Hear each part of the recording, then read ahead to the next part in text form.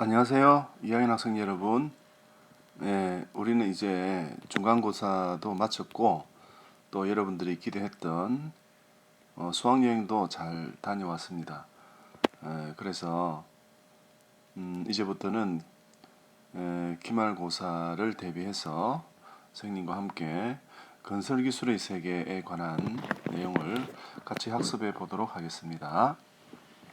교과서는 215페이지에서 221페이지까지 건설기술의 개념 그리고 우리나라의 전통기술 등에 관한 내용을 학습하도록 하겠습니다. 자, 우리가 그 기술의 세계는 5개의 영역이 있다고 했죠. 재건수, 통생, 기억이 납니까?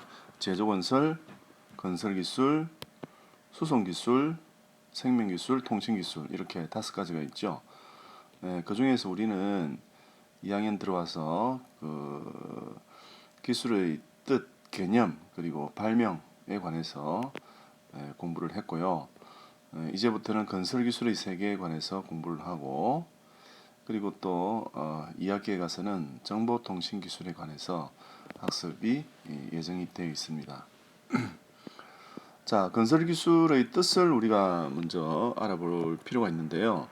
건설기술의 뜻은 여러분들 잘 알다시피 우리 인간이 생활하는데 필요한 여러 가지 건축물을 세우는 구조물을 만드는 이러한 일들을 바로 건설기술이라고 얘기하죠. 인간이 생활하는데 필요한 구조물을 짓는데 필요한 기술, 이것을 우리가 바로 건설기술이라고 얘기합니다. 자, 그러면 이 건설기술의 특성이 5가지가 있는데 그 5가지의 특성을 함께 알아볼까요? 그래서 건설기술의 특성을 이렇게 한번 펼쳐보겠습니다.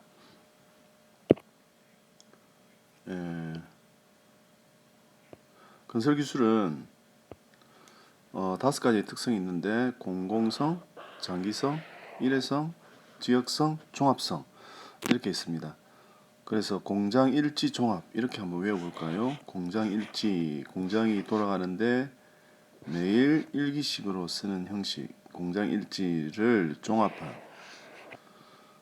이렇게 외우면 쉽게 외워질 수가 있겠습니까? 그래서 공장 일지 종합, 공공성, 장기성, 일회성, 지역성, 종합성 이렇게 어려운 5개의 낱말들이 있는데 이것을 그림을 함께 보면서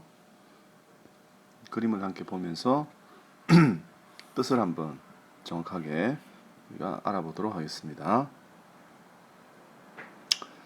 그래서 이런 거 일단 좀 지우고요. 자, 이 그림은 교과서에 있는 것인데 먼저 보겠습니다. 자, 장기성이란 것은 완성될 구조물은 오랫동안 사용할 수 있어야 된다. 장기적으로. 그렇겠죠. 건물을 한번 지어서 1년, 2년만 쓰면 안 되겠죠. 적어도 30년, 40년 아파트 같으면 그리고 아주 오래된 건축물들은 우리 인간이 오랫동안 쓸 수 있도록 예측을 해서 만들었다고 볼 수가 있겠죠. 그 다음 두 번째가 일회성입니다. 한번 시공되면 변경이나 해체가 어렵게 되어 있겠죠. 그래서 처음 지을 때 계획을 잘 잡아서 정확하게 짓는 일이 필요하겠습니다. 다시 짓거나 부셔가지고 그 부분을 보수하는 것은 별로 좋지 않은 일이 되겠죠. 그래서 일회성, 한번 지을 때 잘 지어라 이 말입니다. 그 다음에 지역성, 지역의 특성에 맞게 지어야 된다 이런 말이겠죠. 예를 들면 우리 교과서 그림처럼 제주도는 화산섬이기 때문에 주로 돌을 이용하여 집을 짓거나 담을 쌓았습니다. 이것이 바로 지역성이 되겠습니다. 그 다음 공공성입니다.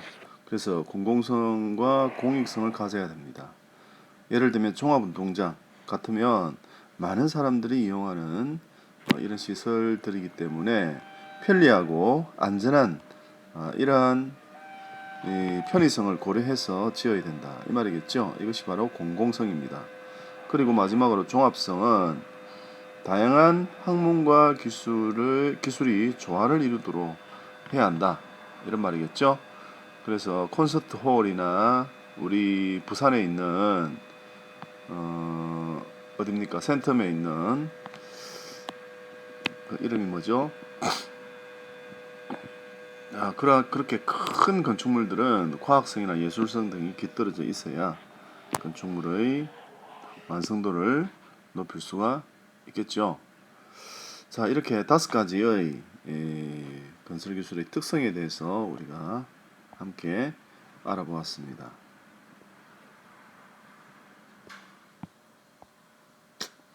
자, 이제 두 번째로 넘어가서 건설 기술의 시스템에 관해서 함께 알아보도록 하겠습니다.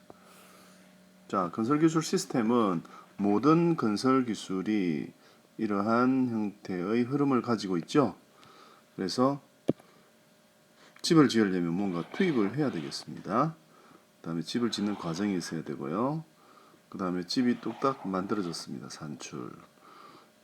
집을 만들었는데 뭔가 좀 부족하네요. 그랬을 때는 문제를 해결하기 위해서 피드백 과정이 필요합니다. 자, 여기서 여러분들이 좀 잘 알아둬야 될 내용.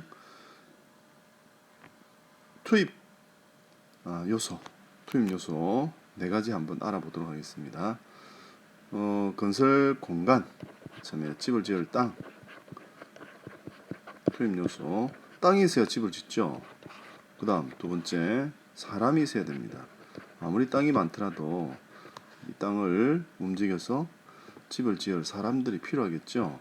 세 번째는 사람이 손으로만 지을 수 없습니다. 건설 장비가 있어야 되겠죠. 포크레인도 있어야 되고, 그죠? 그 다음 네 번째는 비용이 또 있어야 되겠습니다. 돈이 없으면 짓다가 마는 이런 일들도 생길 수가 있겠죠. 그래서 건설 기술 시스템의 투입 요소 4가지만 들으라 라고 하면 건설 공간, 땅, 사람, 장비, 비용, 이렇게 예를 들 수가 있겠습니다. 자, 건설 기술 시스템에 대해서 여러분들 잘 알 수가 있겠죠. 자, 이제 우리 교과서 217페이지에 보면 다리를 만드는 교량을 만드는 순서가 나와 있습니다. 그것을 함께 볼까요? 자, 맨 먼저 다리를 만들 때는 자, 지금 이쪽에 있는 섬과 또 이쪽에 있는 육지 사이에 이렇게 다리를 건설하고자 하는데 양쪽에 우선 기초 공사를 해야 되겠죠. 이렇게 말뚝을 받고 이쪽도 말뚝을 받고 그 다음에 바다 중간에도 이렇게 지지할 수 있는 뭔가 기초공사가 필요하겠죠. 이 과정을 바로 우리가 기초공사 과정이라고 얘기를 합니다. 기초가 잘 되어야 모든 결과물이 튼튼하고 잘 지어질 수가 있겠죠.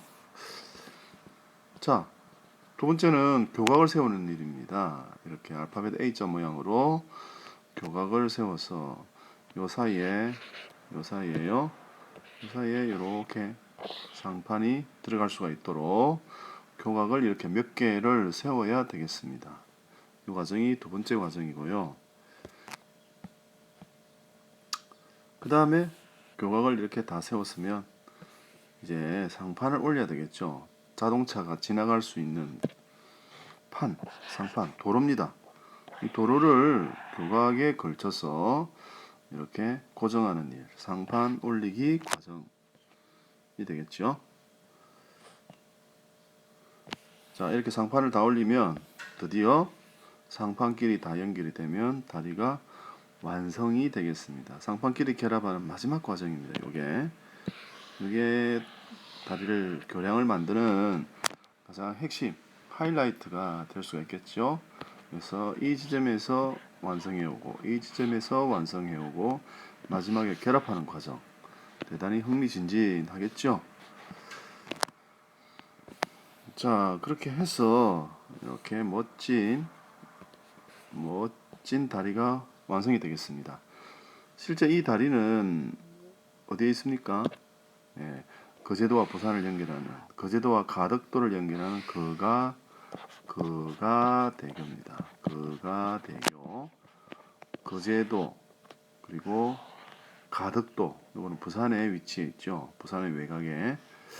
그래서 이 다리를 우리가 거가대교라고 하는데, 거가대교를 짓는 과정을 우리가 네 단계로 나누어서 살펴보았습니다.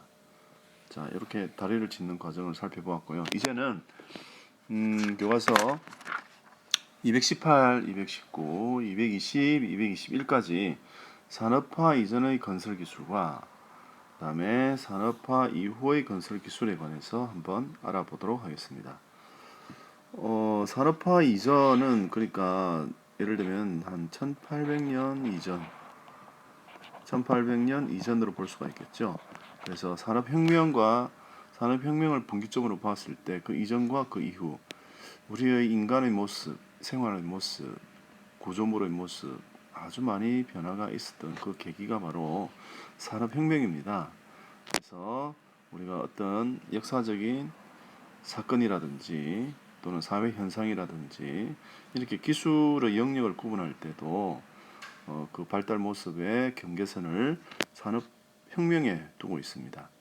그래서 몇 가지 건축물을 보면 파르테논 신전, 만리장성, 피라미드, 그 다음에 수도교, 두오모 대성당, 쾰른 대성당 이렇게 나누어서 볼 수가 있습니다.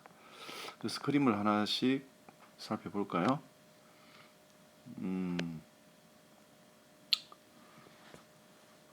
자, 우선 파르테논 신전 함께 보도록 하겠습니다. 파르테논 신전은 여러분들 잘 알다시피 기원전 5세기경, 그러니까 예수님이 태어나기 500년쯤 전에 아테나 여신을 위해 지어진 신전입니다.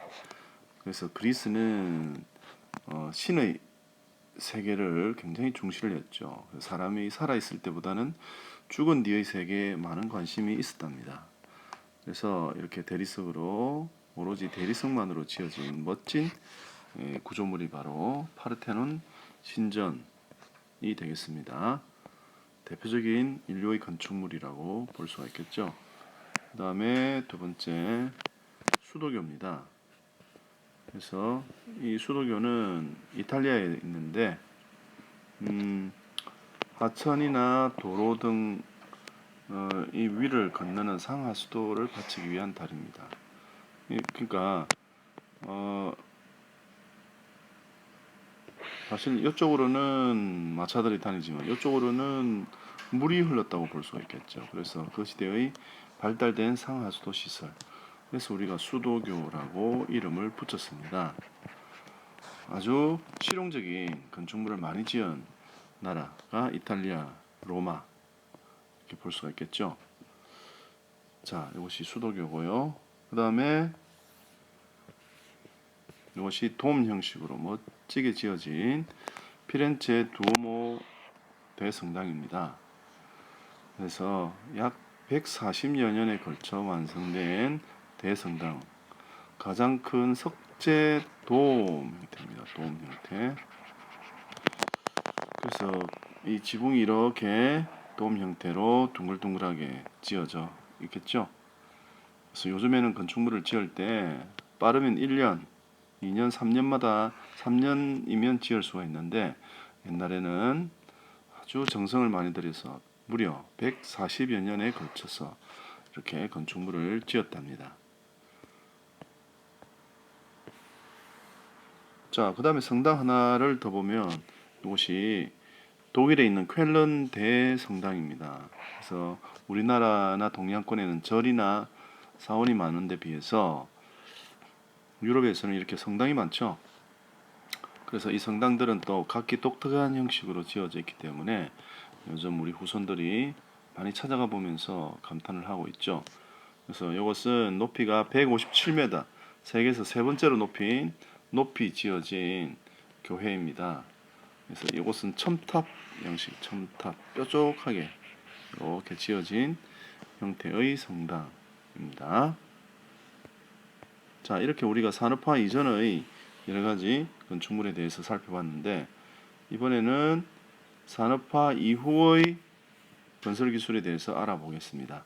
대표적으로 우리가 보면 에펠탑, 수정궁, 후보가 아니고요. 잘못됐습니다. 후보댐입니다. 그리고 아랍에미레이트에 있는 부르즈 할리파, 그다음에 BIM 건축물, 인텔리전트 빌딩 이렇게 나누어서 살펴볼 수가 있겠습니다. 그림을 하나씩 보면서 알아볼까요? 자, 우선 에펠탑입니다. 여러분들 혹시 유럽 프랑스 파리에 여행을 가본 학생이 있을 텐데 철로만 지어진 건축물입니다. 그래서 1889년 에펠이라는 이 기술공학자에 의해서 디자인되고 만들어진 철골 구조물이 되겠습니다. 선생님도 이 꼭대기 가봤는데 여기서 서울까지의 거리, 뭐 도쿄까지의 거리 이렇게 기록이 되어 있던 것을 기억을 하고 있습니다. 어쨌든 우리 인류의 아주 거대한 구조물, 건축물이라고 볼 수가 있겠죠. 자, 그 다음에는 수정궁을 한번 보도록 하겠습니다. 영국에 있죠. 지금은 다 지어졌지만 1851년에 만들어진 건축물로서 철골 구조를 뼈대로 만들고 지붕과 벽의 재료는 유리를 사용하였습니다. 그래서 철, 그 다음에 유리, 대리석 뭐 이런 것들로 만들어진 멋진 건축물이라고 볼 수가 있겠죠. 자, 그 다음에는 조금 더 현대로 넘어와서 미국에서 만들어진 후보댐입니다. 거대한 댐입니다. 1936년에 완성이 되었는데 높이가 무려 221m의 거대한 콘크리트 댐입니다. 여러분들 그림으로 봐서도 어마어마한 크기를 짐작할 수가 있겠죠. 혹시 여러분들 시간 나면 인터넷에 후보댐이 어떻게 만들어졌는지 그 과정이나 규모에 대해서 한번 더 실감을 해보시기 바랍니다. 자, 이게 후보댐이었고요. 그 다음에 이제 조금 더 현대로 넘어와서 세계의 높은 건축물에 대해서 한번 보도록 하겠습니다. 자, 이것은 1km짜리 킹덤 타워 제다라고 부르네요. 1km짜리입니다. 그 다음에 두바이에 있는 부르즈 할리파 이것이 828m. 그 다음에 국제금융센터 상하이에 있는 것. 그 다음에 홍콩에 있는 ICC, 도하에 있는 두바이 타워. 그 다음에 뉴욕에 있는 자유 타워 이렇게 있는데 우리가 수학여행 때 한번 가봤죠? 가봤는데 요 잠실 제2월드. 자, 이것은 어디에 위치하는가 하면 높이가 555m니까 요 정도 위치하겠네요. 이 정도의 높이가 555m. 굉장하죠. 그래서 세계에서 세 번째의 높은 건축물. 자, 이렇게 지으려면 고도의 건설 기술이 필요하겠죠. 그래서 우리나라도 다른 나라 못지않게 이렇게 큰 건축물을 가지고 있습니다. 자, 그 다음에 이제 BIM이라는 건축물입니다. 이번에는 BIM이라는 건축물에 대해서 함께 알아보도록 하겠습니다. 자, BIM은 무엇의 약자인가 하면요. 자, B는 빌딩을 얘기합니다. B는 빌딩, BUILDING. 그 다음에 I는요, information. 알죠? information.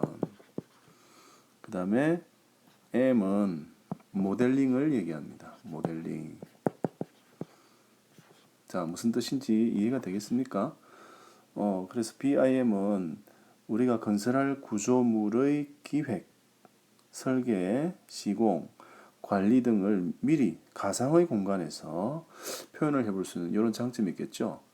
그래서 건물을 짓지 않고도 모니터 앞에서 완성될 건축물의 이런 모습들을 미리 이렇게 구상을 해보고 기획해보는 아주 편리한 시공 방법이 되겠습니다. 이것을 BIM이라고 표현을 합니다. 자, 이번엔 이제 마지막으로 인텔리전트 빌딩에 대해서 알아보도록 하겠습니다. 자, 인텔리전트 빌딩은 우리말로 아주 똑똑한 빌딩 이렇게 얘기할 수가 있겠죠. 그래서 중앙 처리실에서 건물의 조명, 냉난방, 전원 이런 것들을 통제할 수 있는 이런 빌딩. 요즘에 이 인텔리전트 빌딩이 많이 지어지고 있습니다. 자, 이렇게 우리가 건설 기술의 세계에서 다양한 건축물의 모습 그리고 또 각 세계별 다양한 건축물 종류나 형태에 대해서 알아보았습니다. 자, 여러분 수고하셨습니다.